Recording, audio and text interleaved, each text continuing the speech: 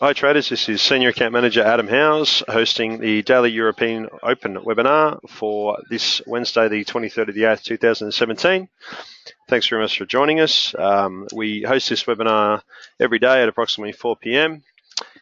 Just covering sort of the one of the more volatile times in the day being the European Open, which is of course at around about 4 o'clock. We see the London Open occurring at 5, and we see a lot of sort of volatility in the market around those times. So the purpose of the webinar is really just to discuss the fundamental and technical events or analysis that really creates the moves and what has happened over the last 24 hours and what's expected to continue over the next 24 hours. Just a short general advice warning before we begin. Forex trading involves trading risk capital. The following education session is not to be treated as personal advice. Forex CT provides general advice only that does not take into account your personal needs or circumstances.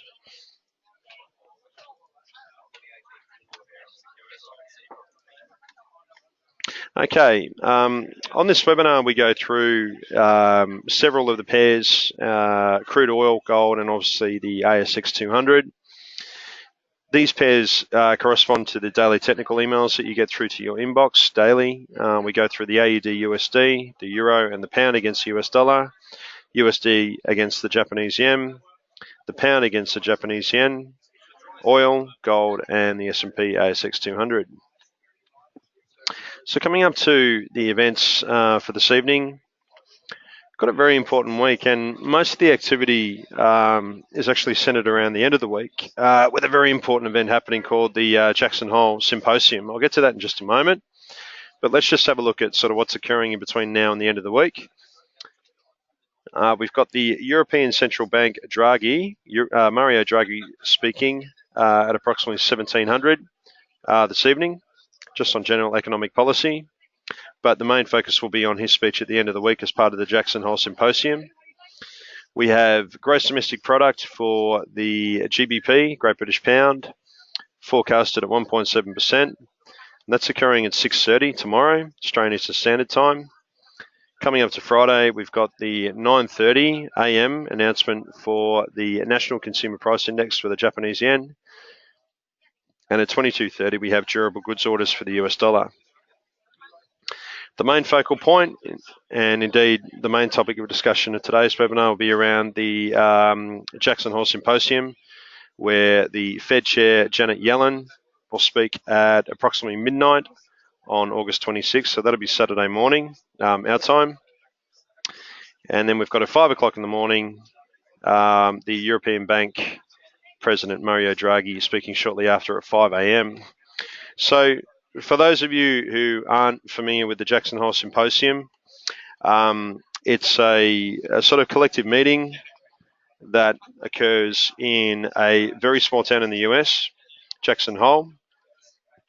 And it's really actually a little bit of an interesting history behind it. Was that in the early 1980s, the Kansas Federal Reserve was struggling to attract economists to its annual conference when it came up with the idea of hosting it in Jackson Hole, Wyoming, because the prospect of excellent trout fishing might lure then Fed Chairman Paul Volcker, who was a keen fisherman at the time. So it worked. And since 1982, the Kansas Fed Conference has been held at Jackson, a town of barely more than 9,000 inhabitants. Okay, so we see most of the bank chiefs congregating in this town to discuss general economic outlook and economic policy, as well as comments about general currency direction, strength and weakness, obviously monetary policy and fiscal policy as well. So obviously this is a very keenly watched announcement because two of the most powerful directors when it comes to monetary policy in the world are, of course, the Fed Chair Janet Yellen and also the ECB President Mario Draghi.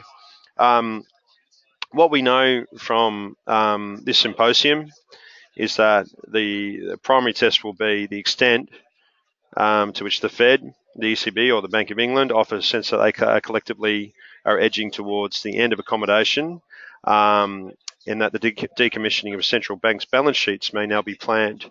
Okay, so we get a general look at whether the comments on both sides are going to be more hawkish, that is a gradual sort of tightening of economic policy in terms of raising rates, or a little bit of a dovish stance in terms of actually relaxing towards raising rates. So obviously we know from previous discussions that when a country seeks to raise interest rates, then it might be taken as bullish for the currency.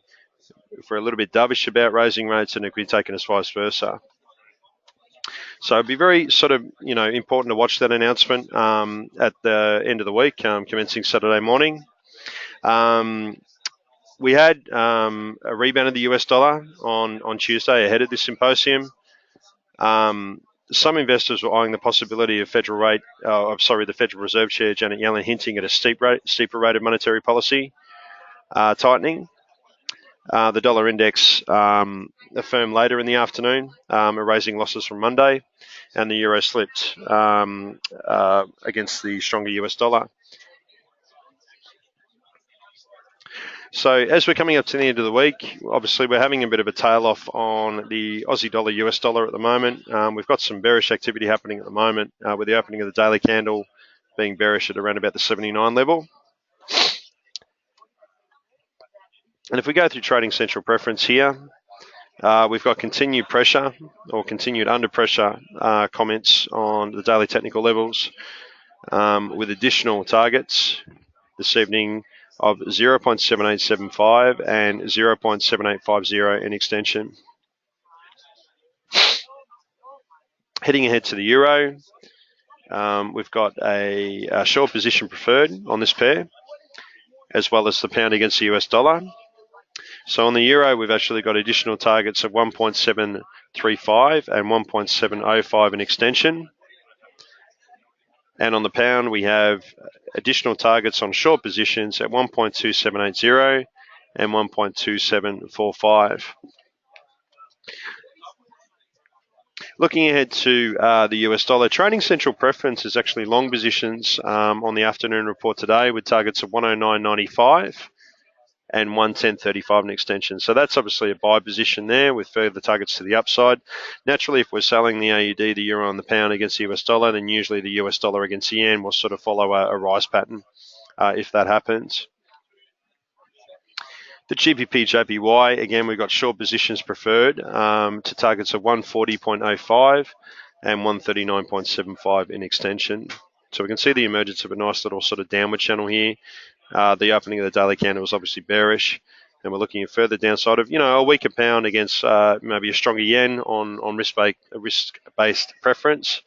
Remembering that North Korea's situation hasn't gone away also. Okay, there is still testing and war games or speak of war games going on. Under such circumstances, when conditions are quite pessimistic, we see a bit of a resurgence in the yen against most of the major currencies anyway. Looking ahead to gold, we've got short positions preferred this evening to levels of 1280.5 and 1276 in extension as a short position. But just be wary of that. We've actually got an upward channel here, which is quite persistent. Gold is obviously a risk-based asset. Again, in times of uncertainty like the yen, gold will rise against most other performers simply because it's considered a safe haven asset. It's entirely possible that, it could go down in the shorter term. But again, we're looking at, a nice little upward channel occurring here. And look, it is possible that gold may even sort of retrace to the upside and not go short. Okay, that's just trading central's preference. But again, the upward channel is pretty prevalent there above the trend line. Got a nice generous level of support at the 1280 level here, suggesting that, a nice little range trading in between 1284 and 1300 is possible. Many analysts are saying that gold will continue to trade probably consistently between 1200 and 1295 for many months to come, just obviously because of the yo-yo effect that economic events and general geopolitical uncertainty is having on the market. Looking ahead to gold, we've got long positions preferred this evening at 48.20 and 48.50 in extension. And finally, with the ASX 200, which again has been very range bound of late, but we do have short positions preferred today to levels of 5685 and 5670 in extension. So the market may be in wait and see mode coming up to this very hotly anticipated announcement on the Jackson Hole Symposium this Saturday. Actually begins Friday, but the main activity will probably be over the course of, say, Friday night, Saturday morning. Remembering that the markets closed at around Saturday morning around about 7 a.m. Okay, that's the close of the New York session around about 5 p.m. their time in New York. So obviously the market will be keeping their eyes, firmly glued to, sort of these events and keeping their ears to the ground on what's happening. We will be providing more commentary, probably the time not being permissible right now on this webinar, but tomorrow we'll go into a little bit more detail of the events that have moved the market overnight and talking a little bit about the implications of those announcements coming up at the end of the week. But for the time being, thank you very much for your attendance. If you need any help or any assistance with any trading setups or any interpretation of the events discussed, then please get in contact with your account manager here at ForexCT, and they'll be glad to help you. In the meantime, thank you very much, and we look forward to seeing you at tomorrow's webinar. Thank you.